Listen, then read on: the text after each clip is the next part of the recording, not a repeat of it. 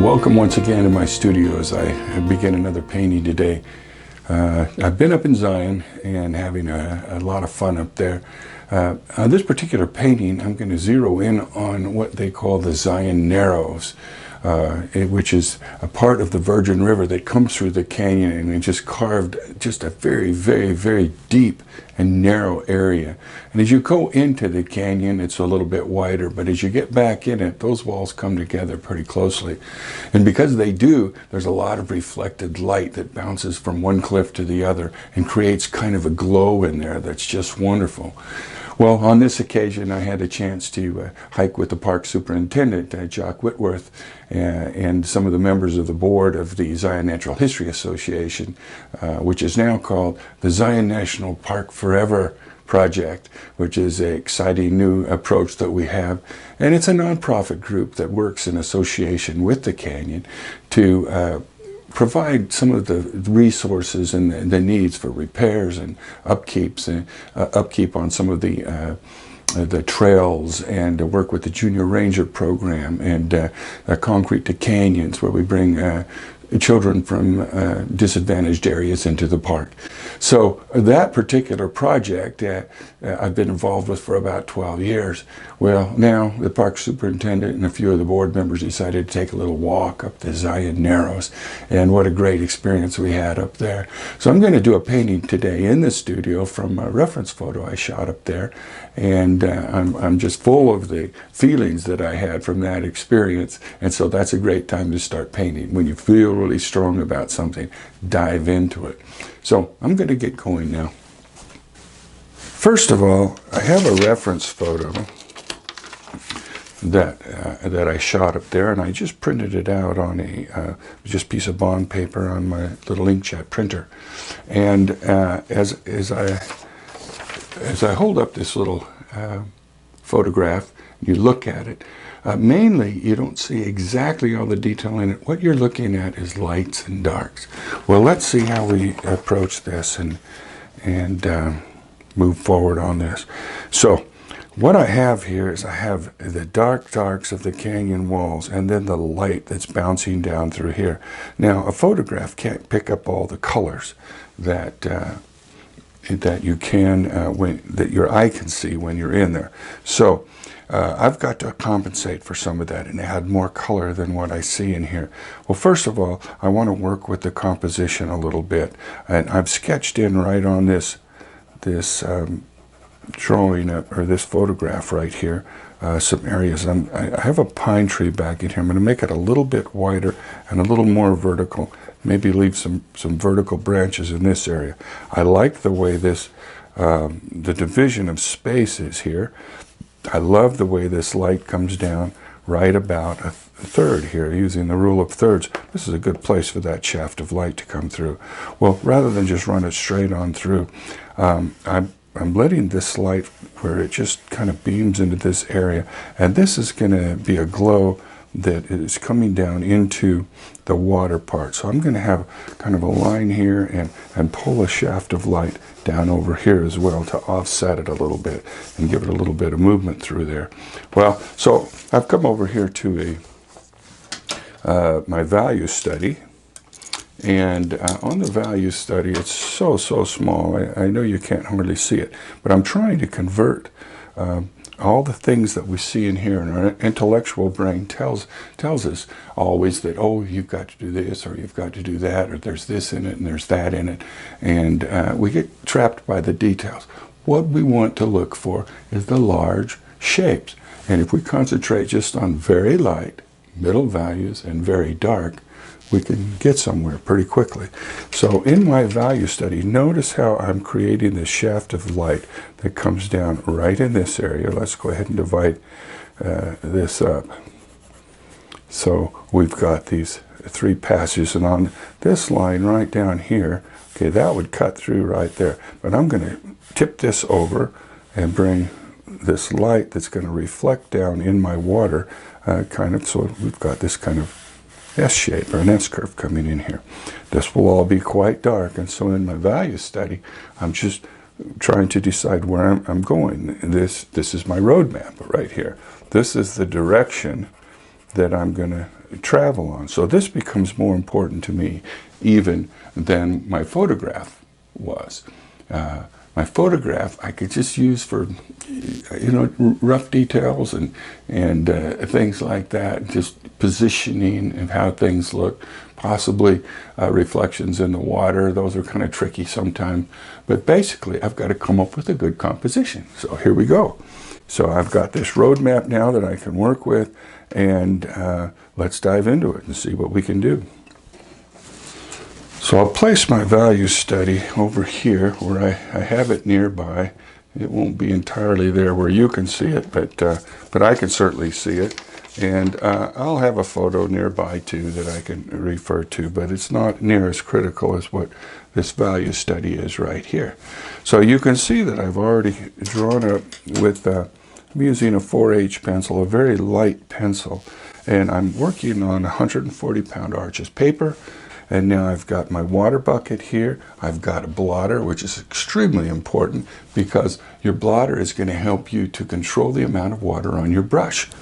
Okay, and then right over here, I've got my palettes. They're filled basically with Daniel Smith paints, which I use almost primarily. There's lots of good paints out there now. Commercial grade paints that are for professional level, but I've been using Daniel Smith for about 25 years or so. Okay, now what I'm going to do is I'm going to squirt a little bit of water into my wells, because as they sit there, they kind of dry and get a skin on them, and I try to not have that happen. I try to get right after it. So I'm using about a 1-inch aquarelle brush right here. One of my favorite brushes, very old, about 30 years old, not a very good expensive brush, but a good brush. Now, what I'm going to do here is I'm going to try to get a lot of color down through this whole area, get it covered up so that we have a, we kind of get rid of those whites. Now, we say with watercolor, well, we got to preserve the lights. Well, we always say that, but what we need to do is just know where those lights are going to be. And it's not really preserve the whites, but preserve the lights. So let's get after it now. So I'm going to scumble with my brush. That means I'm going to just use the texture of the paper to control what I'm doing. I'm going to start here with some yellow ochre, which is kind of a staple. And I'm going to add to it just a little bit of gamboge over here, which is a much stronger yellow. And I'm also going to bring in some reds. This is quinacridone sienna over here, which is a very nice kind of, I use it in place of burnt orange, but it's very strong as well. And then I'm going to come over here and take just a little bit of the orange and put over in here. So now I've got everything ranging from lights to darks. So I'm going to start right up here, and I'm going to again preserve the lights in this area. Preserve the lights. Remember, now that's different than preserving the whites. Now, as we put this down and we look at the color in relationship to the paper itself, this looks very dark. But when we get the rest of these darks in, you'll hardly see that's there at all. And I'm going to get some yellows down into this area, right down into here, very strong. And I know that this is going to be dark and this is going to be dark, so I could just darken those up quite a bit when I get right down into this. And let's get some oranges down in here. Notice what my brush looks like now. It's kind of beat up. Well, that's great for working in these areas. And to create the sense of texture that we have here. Okay, now I'm going to go ahead and bring some of these yellows down into the water area and be a little bit bold, but not too many darks yet. Again, I want there to be some nice lights down in this area that will match the lights in this area. And so let's just get a tone over here that's going to give us a sense of warmth, to get the feel of this bouncing light that happens down in the canyon. And I'll just kind of scumble this around here. A lot of people, when they look at my paintings, they just say, gosh, you know, they're so detailed that it doesn't look like you're going to be this bold and this dramatic as you start? Well, I start off pretty rough and then continue down into it. Now let's grab some quinacridone scarlet, and I'm going to start doing these dark areas. Now I don't want them to be just brown. I want to get some wonderful colors in there. So every time I go back to my palette, I try to reach for different colors. Now let's just pick up some burnt orange there as well. I'm going to come down and get some here. And once this paper starts to become wet, and I can't get any darker than this, you know, so I'm just going to let these pigments move and start to pick up some of the texture of these areas in here as I work. And I know these areas are going to be dark, so I may as well get a tone down on there. Same thing here. We're going to have some darks down in this area. I'm going to get them in there right now. And since it's water, I'm going to keep these lines flowing down like the reflections that are going to be. Okay, now I'm just going to watch this for a minute. Now, when I first put this area down, it was pretty yellow right there. Now you look at it, it looks almost white. Why? Because we have darker things next to it. So the quicker we can move down into these ranges and get our values working better. Let me tip that down a little better so you can see it. Now I'm going to come in here and get some darker darks. And I'm going to use a different brush. And notice that this is starting to die down now in terms of the color settling in. It's becoming a lighter value, but it's still quite wet. You can see the glisten on some of this. That's not a good time to put more pigment down there. If I want it to be darker, I've got to wait for it the glaze to settle into the paper and dry a little bit and then come over the top of it. While it's all wet, there's certain things I can do. But I'm going to add just a little bit more darks in here right now. And don't be afraid. I'm going to really get in here. I'm not trying to define any edges right now. I'm just getting color and value.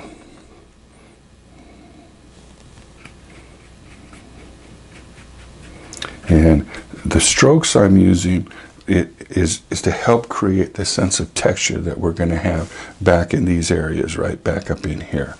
Okay, so I'm working my way down there, allowing pigment and color to flow through and glow out of here. So I'm going to have some very strong colors that come all the way down into this area, down across here. This is kind of a little horizon line right there. So what I'm doing is, as I am building my darks in there, but I'm paying attention to what I'm going to need. I'm going to get really dark right down in here, allow some of these, the texture that appears in this area, and allow that to come across. So, and then I'll compare this with a photo in just a minute, and you'll see how quickly I've gone into this area. But while it's looking like this, I'm going to take a little bit of clear water on my brush, and I'm going to splatter this area. Why am I doing this? To create texture. We want to create all the texture we possibly can at the start. Now, a lot of this will be obliterated with future glazes, but I'm going to move my photograph over now and bring it closer to this so that you can see what I'm doing. I'm getting to these darks very, very quickly, but mine has more color. Okay, but I'm starting to get this this picture of what we've got here and come a little quicker on it. And look at what we've got already. Can you feel the sense of light and warmth of the bouncing light that's coming down here? Now, some of this I'll lose as I come back over the top of it, but I'm trying to get down to this range right now. And you can see from looking at it that I've got to get darker down in the water area too.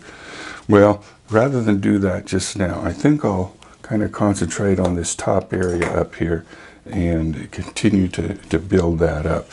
Now back in here, this area is dry. I'm going to take a smaller brush, and I'm going to take some yellows, a little bit of red, and notice how I'm using the side of my brush and not much water. And I'm going to go ahead and bring some texture that follows the lines in the photograph. And I'm going to build this texture up. These are the light values back here in this area. And now I'm going to grab some water and I'm going to soften some of those edges as I scumble. So scumbling means just using this part of your brush, just this side of the ferrule, and having it with some paint. And a lot of people just call this dry brush, which is an appropriate term, but I call it scumbling, which to me is a much better term. Okay, now I've got some texture back there, got some soft edges, some dark edges. This is this area coming right down in here. And look at the glow that we've got, really strong. Now I'm going to go into this transition area, which you see right down in here, where it comes down and it's a little bit, it's still quite warm.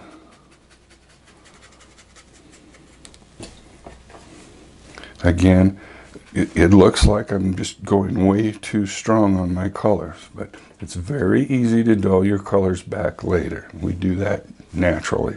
So we want to go as strong as we can as we get started and build this up. Again, I'm looking for lines that follow the texture and the shape of these areas back in here. I'll soften those. And then I'm just going to keep on moving. I'll see if I can get this a little closer so you can kind of watch as I go here. I'll tape that on the side. Put that right by my value study. So I'm just going to bring some tones down in here. This is a little bit of quinacridone gold. I'm going to dull that back with its complement across the top. I'm going to bring it down into here, and I'm going to take kind of a little touch of purple, which is carbazole violet, and I'm going to dull that back. Then I'm going to come down in here, this area, and a bit of yellow ochre, a bit of blue, and start to scumble some of this area right down in here where these rocks come out. I'm going to leave some highlights, but not a lot, and start to build the texture up down into this area. Again, a little warmer than it's going to end up being. I'm going to come back here, and of course this area will be covered by trees, but I don't want it to be pure white back in here. I want to have a tone in there, and I want it to fit the color of the rocks and be a little bit subdued as I come across.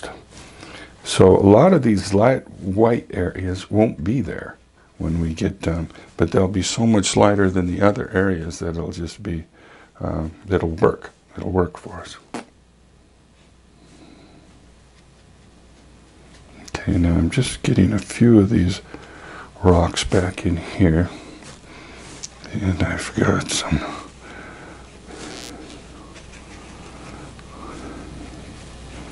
rocks that come out in this area and some right out here in the middle. Now I'm just going to put this tone on there, and I'm going to bring a little blue into that now.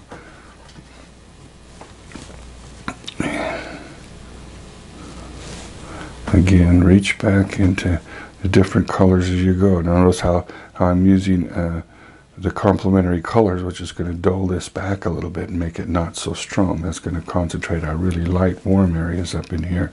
I've got some rocks right here, so I'm just going to do a little bit of the shadow area on those so I can identify where they are and where this one is over here, and some of this back up in this area right there.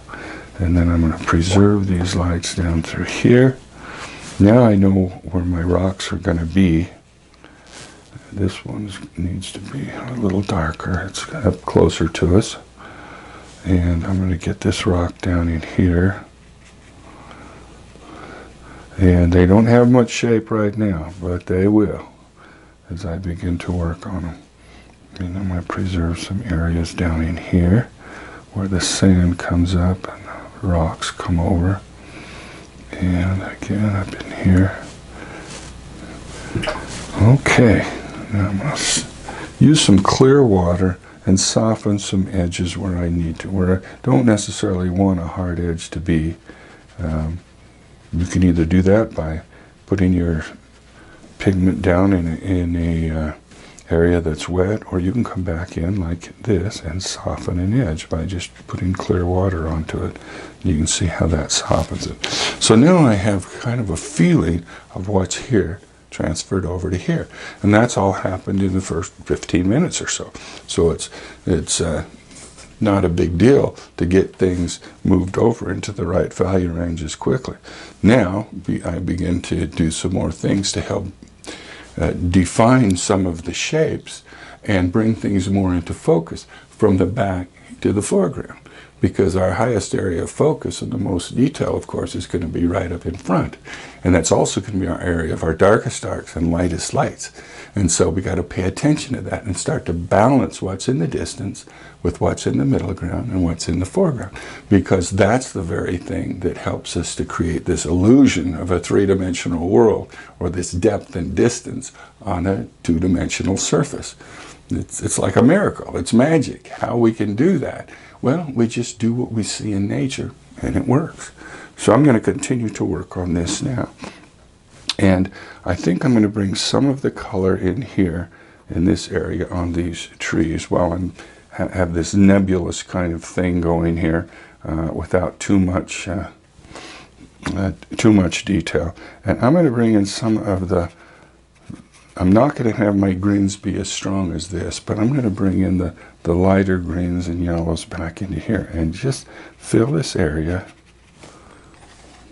with a little bit of that. And you'll see things come together pretty quickly. Now on this shadow side, on this side, right here where the light's coming through, it's going to be darker over here. So I'm going to drop some darks into that. And let the colors blend as I go.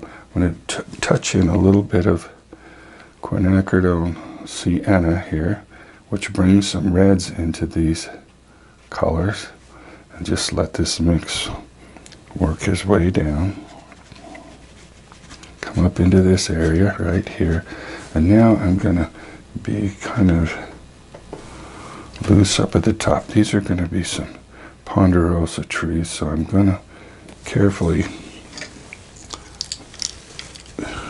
work those into where they're going, and they'll go clear up into here.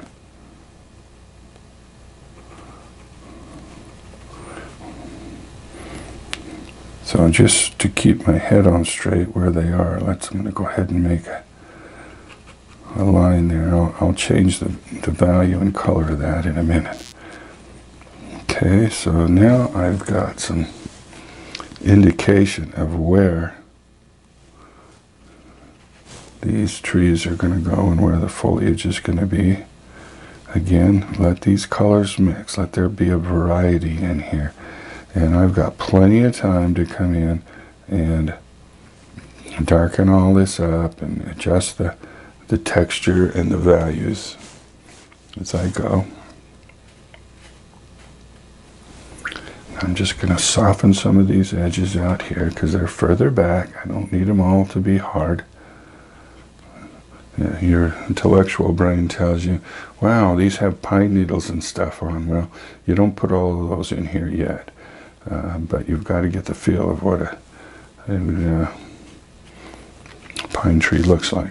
These trees down in here are much more, these are just a deciduous tree. I'm not sure exactly what kind they are, but we want to let those fall down into here. Now notice how quickly we're picking up what we see here over here in terms of lights and darks, warms and cools, and moving rapidly along. Now just to help me pin down this area back in here where this really dark is, I'm going to go ahead and bring that out now and define an edge where that comes across,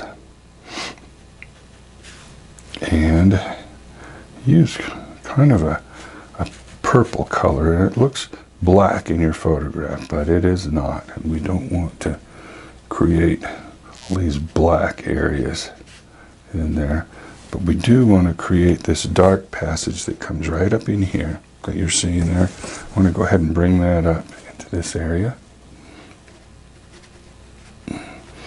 And we can continue to darken up these areas just as much as we want to as we go, but we don't want to lose what we've got already. I'm going to come in here and I'm going to create, there's a lot of interesting shapes in there, but what we do see is this feeling of strata that comes down. We have these lines that come across there right where it turns, and so we have to be careful with this area where we make the turn to be sure and leave some of these textured areas.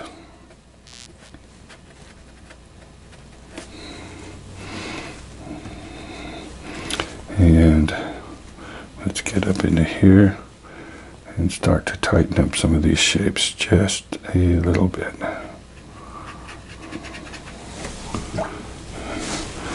Okay. Now I'll continue to just balance, just look back and forth.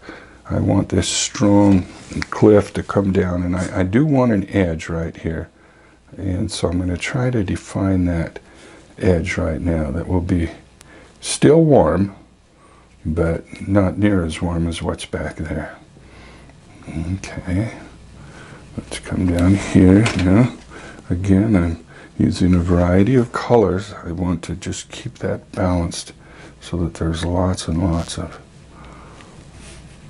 I don't have to get every single rock and every single crevice exactly as it is there, because no one's going to take this painting out there and hold it right in that spot and say, oh, you missed a crack or something. You know, don't worry about that just now. Let's just get this turned. Now I've tightened that edge up. I'll come over and tighten this one up in a minute, and we'll continue to refine these shapes as we go.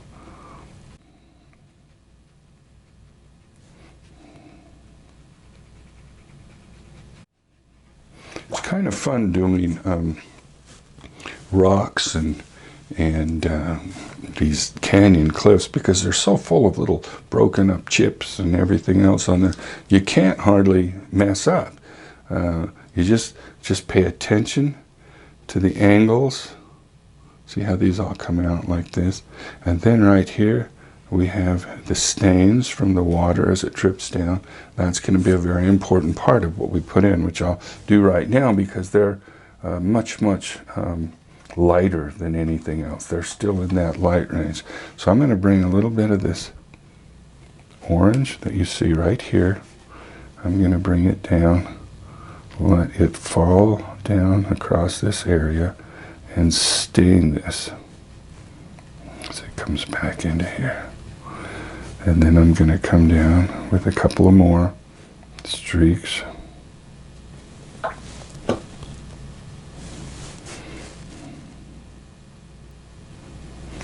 And these are nothing more than just water stains that fall across this rock and come down into it. But this is our center of interest right down in here. So we're going to pay a little attention to it.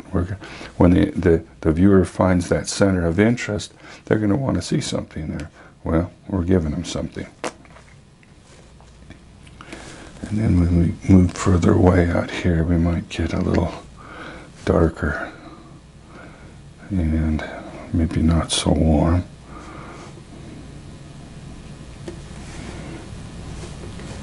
Now, as soon as we get these stains that are coming in right down there, look how real this becomes. Okay, we're just doing what we see in nature, but we've still got to go quite a bit darker here and here. Now, while this is drying down, this area, I'm going to come over and identify this edge right here. This one right here, this dark passage.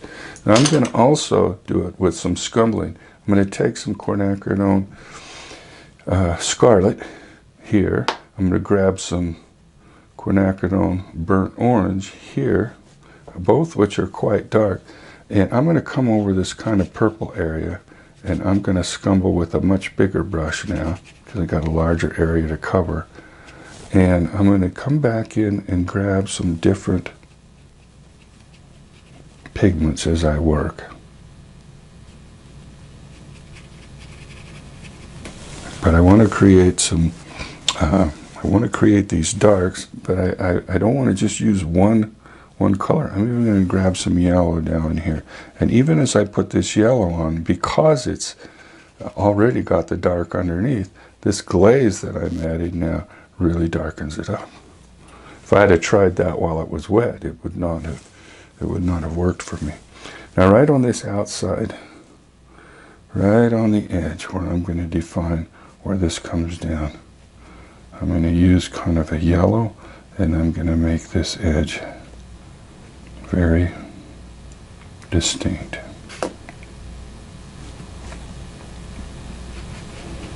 Come back in here.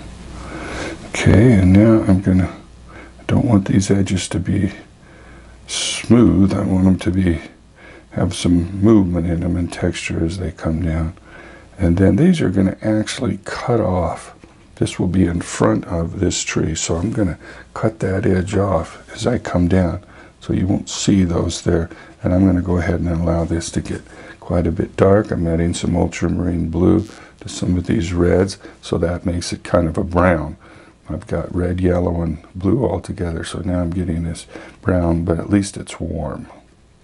Okay, and I'm just going to kind of be careful right down here where I get to these trees, or these shrubs, because they're in front of it, so I'm going to use it to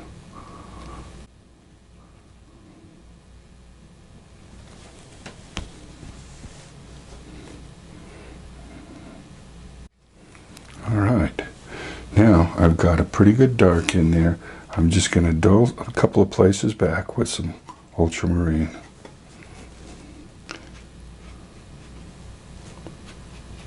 And that's as dark as we'll go. Now I've identified my darks, where they are, and I can evaluate the values in the darks over here. And I know I'm going to need some darks similar to this as I approach this. Now, I'm going to clean that brush really well and only get clear water on it, like this. Okay, see that? Try to build some texture into that area by splattering even into this second glaze. Now, we had some of that going on before, but now we're going to even get more by splattering up into this area. The whole purpose of this is to create texture as we work without having to come back in and do every little ticky thing in there. If we allow the pigments to do their work as we apply them to the paper, then we've solved a lot of the problems that we'll have. So I'm creating some of these strata lines right here. Let me get one of these Viva towels, which I like to use, and I'm going to create a thirsty brush by taking the water out of it. And as this dries down, you can make a few lines here and there to create the direction that your shapes are going to go. Yeah, I'm pretty close to being done with that. I've got some runaway edges, and I can tighten some of those up and soften some here and there. Okay, that's pretty much the way it's going to be. I'm going to come over here and work on some of the same things with a bigger brush. Let's go with our quinacridone sienna and some yellow ochre. And since this is already dark, has a dark glaze, I can come over here with something that's not quite as dark, And it will look darker because I'm doing a glaze on top of a glaze. Now watch as I go sideways now on this to build texture, how real it begins to look like this rock. And again, I'm just using a variety. We don't have to exactly match anything, but I'm following the angle of this rock. If you look up closely, you know, as this comes back from the laws of perspective, you see that these lines are coming down, down, down, and everything comes down this way based on perspective. So I'm going to build some of my lines that way to come down into this area. And now I'll pick up a little bit of completely different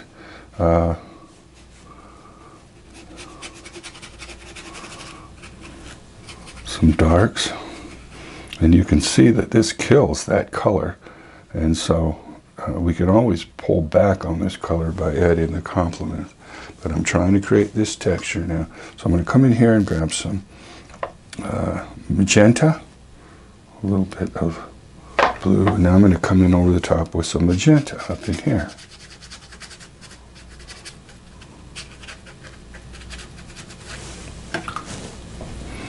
Okay, pull that down. Once again, bring some warms into it. And now I'm starting to get a dark that's as dark as what's over here in this area. Okay, and I can just scumble that. And now I'm going to come over into this area. Notice how I get warmer and warmer as we move out into here. Still has to be dark, but we want there to be color and life into this as we come down into it. And keep our warms especially down here where the light is bouncing up.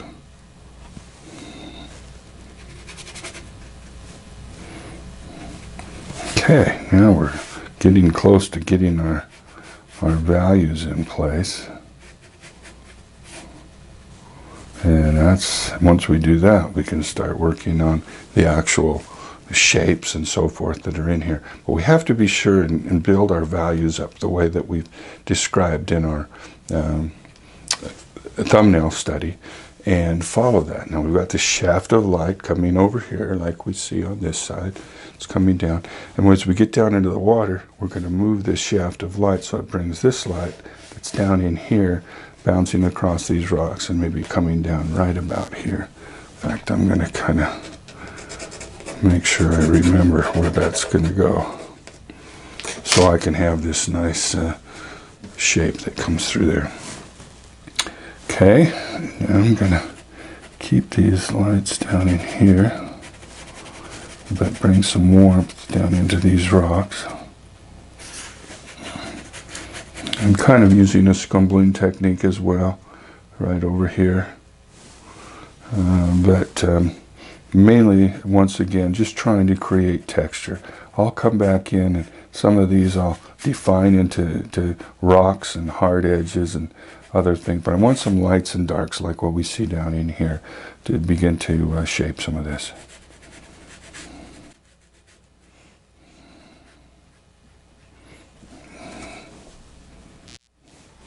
And clear up in the foreground, up in this area, we're going to see some darks that are going to match those darks. We've got to have that so we get that feeling of distance and foreground and middle ground. Work our way down. I think I want to bring this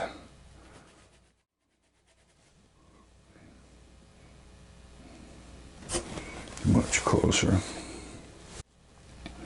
A little bit of ultramarine blue, a little bit of quinacridone coral to really warm things up. And I'm going to bring this just a little bit lower now. I'm going to bring the bottom part of this dark area down a little bit further.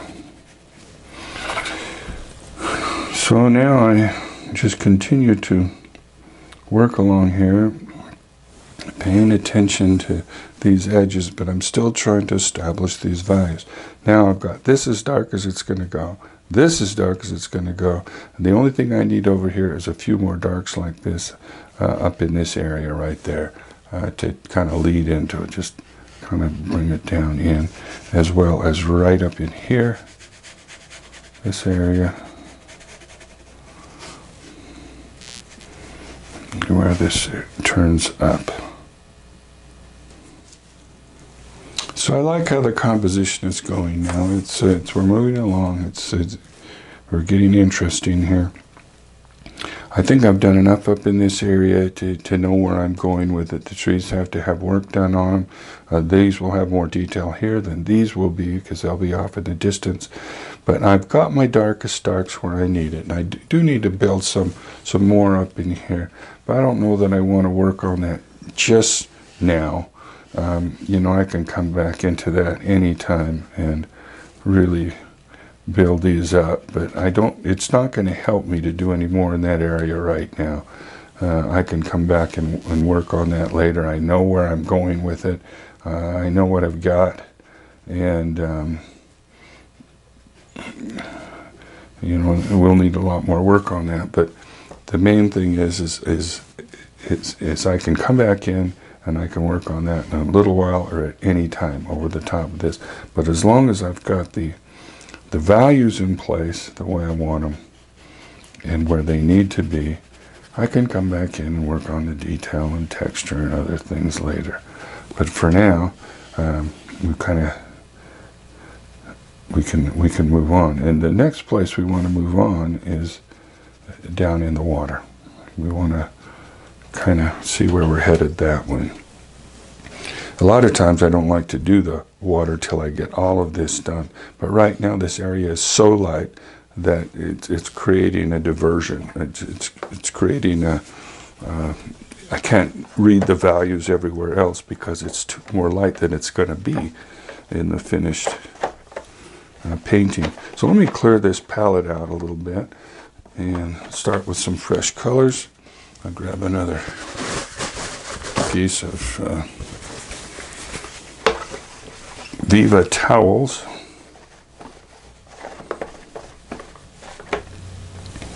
Okay, so now what I'm doing is I'm going to start tightening up some of these background trees, work in this area, bring in some of this detail.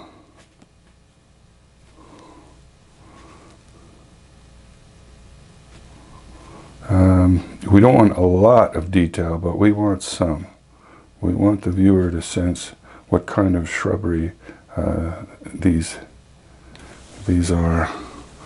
And that might be a little too dark. Okay, I like that. Now let's work down in here along the bottoms of your shrubbery.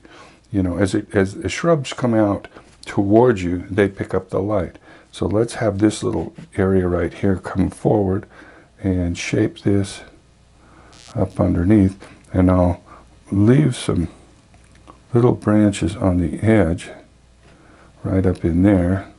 But then I'll take some clear water now, and on this top part right here, I'll soften those edges so that this dark just melts into that. And then our eye goes down here to these little branches in this detail area rather than up there at the top. So it looks like now that this branch is coming out towards us a little bit. Well, that's what we want. This part is down along the ground, so again, it's going to be darker as it folds back underneath, darker than what you see there, because we want the viewer to realize what that looks like. Now this is starting to take shape a little bit better. Grab some more darks, come over here, let's darken in. Let's have this passage right in here come out towards us. So what we'll do is we'll darken up above it. I'm using a smaller brush because I'm going to come down here now and make a few places where there's some detail. Okay. And now I'll soften this area out away from that. darken this up because it's back here in the shadow now.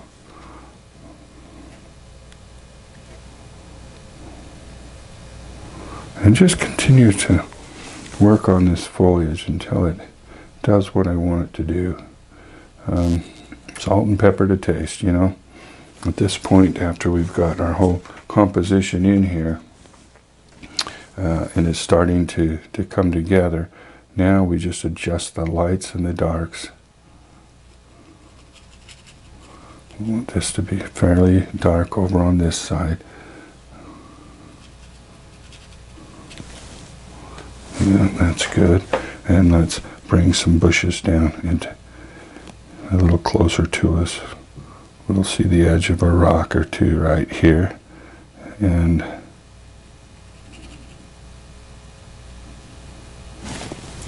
now just a little bit of yellowish comes out from that bush, like we have up in here.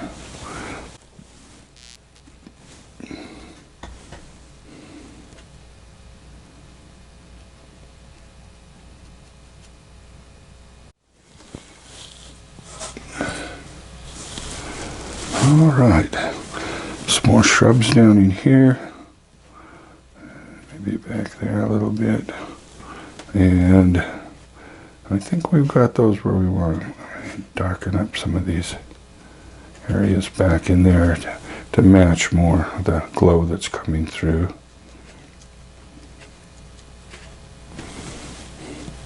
Yeah, I like how that looks. Now we get these trees, they look a little more real. Let's come down here and use a little bit bigger brush and work on some of these rocks and shape them. I'll use some red, some yellow, and some blue together to create some grays. And I'm going to preserve the light top of the rocks but I'm going to kind of make sure that I do that by creating those lights. In other words, I've got to go around it with a little bit and then come back in and adjust that slightly here and there. But for now, let's get some of those rocks. And you see now it's kind of negative painting again. I'm leaving the lights where these rocks come down and meet.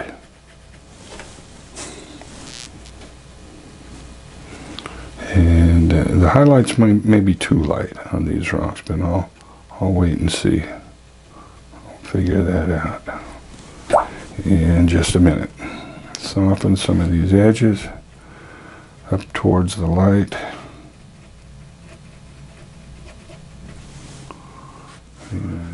But I like how this is coming together. I feel like I've captured the overall feel of it. Now it's just a matter of refining things and bringing it to fit my taste. And sometimes it takes a little while. All right, let's get some reds down in here. Now I've got a kind of a big rock out here.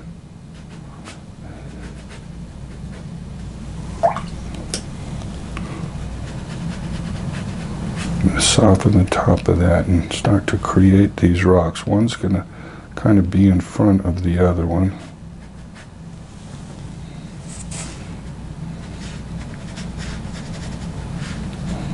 Soften some of these edges. I can pick them up through my peripheral vision. I can see where there's edges that are too hard, just without looking directly at it. You know, we can kind of sense what we need sometimes, and that's a good thing to do. I'm going to take a 2B pencil or a 3B pencil now, and I'm going to draw. I want these rocks to connect a little better with these ones in the middle. That's going to come up like that. So I'm going to draw a little bit on there and decide where those rocks are going to go and be a little more deliberate about these that I'm building now. And I need one right, let's see, right about here. And probably one that comes over here.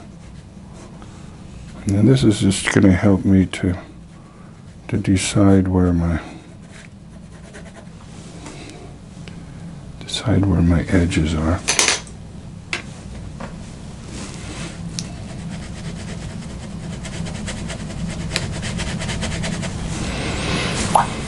Okay, right up in here now, I've got a really dark area in the water. This is our water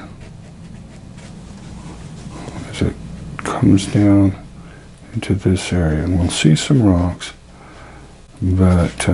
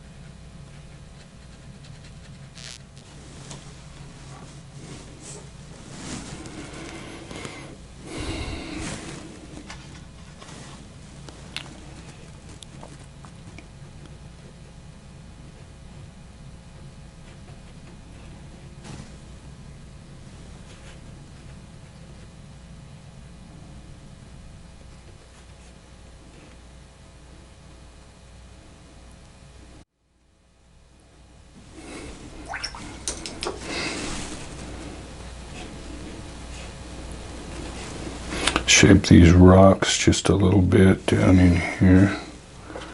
So I'll kind of give these a shape as it comes forward. We do need a few darker darks as we move into the foreground, because they have to match the darks that are up here at least, or be a little bit darker. But we can sense this whole thing coming together now a lot better than we could before. But again, what I'm doing now is so much detail and just kind of bringing things into focus to make the whole thing come together. And that's what this will consist of. Now, what I'll do at this point is I think I'll just set this aside now and come back to it later. What I like to do is put a mat on it and set it up on my shelf and look at it for a few days and then come back to it and finish it up. And you say, well, geez, how can you stand not to finish it? Well, I get it to a certain point, and then I kind of feel like I've got it done, but I know there's problem areas. But you've been staring at it for so long that you get trapped so you're kind of blind to the things that are wrong with it. So turn it around, or set it aside, or put it in another room and come back to it later, and almost immediately say, oh, wait, I forgot that area, or this really needs some more pigment on this side, or whatever. And in the meantime, I put that aside, I can start something else and have that same burst of enthusiasm that I started this painting with on another painting, and keep going. So we'll come back in a little bit, and I'll show you the finished painting. Okay, now let me hold this painting up this way. It has a good feeling to it. We haven't put a mat on it, it's not in its finished state, but it's close enough that we can tell where we're headed with it, and I'm pretty happy with it. I'm excited. But once I set it aside and come back to it and touch up a little detail here and there, and of course sign it and give it a name and send it off to the photographer and all of that. I'm a few days away from that yet, sometimes a week as I set that aside. But hopefully you've enjoyed watching this process, and a few more steps and I'll slip a mat on it, and we'll see what we got. In fact, let's stick a mat on it right now just for fun. Well, what do you think? You think we're there? We're pretty close. We're pretty close. So I just feel the glow of that canyon. I feel the way I felt when we were in that canyon and how things looked, and I just need to refine a few things, and then I'm done with it. But thanks for joining me today. This has been great. I sure appreciate you being here to follow me through these steps of painting the Zion Narrows. Remember, it all starts with a great experience in the outdoors, and of course one of the places I love is Zion National Park. And find a park where you live and go out and spend a day or two painting out there, or hiking the trails, what I call filling the well, so that you can bring it back to the studio and then just dump it out. Let the colors just flow out, and let your feelings flow out, and come up with a great painting. So thanks for being here. I'm Roland Lee. Come again.